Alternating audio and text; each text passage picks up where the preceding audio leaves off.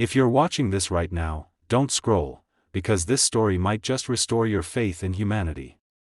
And if by the end it touches your heart, make sure to hit that like button and subscribe, not for me, but for the people out there who still believe that kindness can change lives. The story begins on a cold, gray afternoon in a small town bakery. The sweet scent of freshly baked bread filled the air, and behind the counter stood Maria, a 16-year-old girl in a worn-out wheelchair.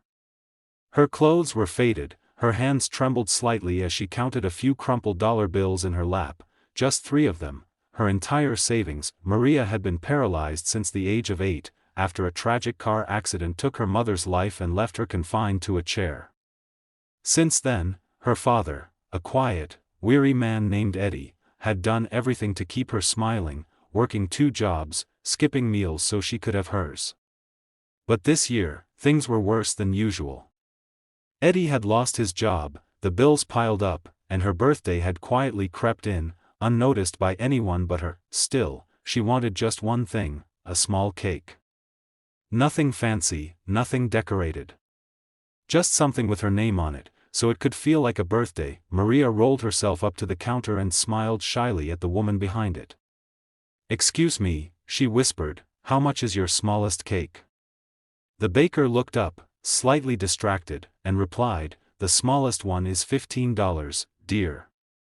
Maria's smile faltered. She looked down at her 3 wrinkled dollars. "Oh, okay, thank you," she said softly and began turning her chair away. That's when someone from the other side of the bakery noticed her, a man in his early 30s, wearing a mechanic's uniform, holding the hand of a little boy with messy brown hair. The boy was tugging at his sleeve, asking if they could buy cupcakes. The man, Tom, a single father, watched Maria's trembling hands and the quiet defeat on her face. Something inside him froze. He had seen that same look before, years ago, on his own reflection, the day he stood outside a bakery unable to afford a birthday cake for his son, Liam. After his wife left, he gently patted his son's head and whispered, "Wait here, buddy." Then he walked toward Maria. "Hey," he said, his voice kind but casual, "you're here for a cake?" Maria hesitated, startled. "I was, but it's okay. I don't have enough." Tom smiled. "Well, lucky day.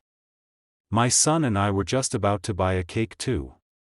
But we don't really need a whole one, right? Maybe we can share?" Maria blinked, unsure if he was serious. "Share?"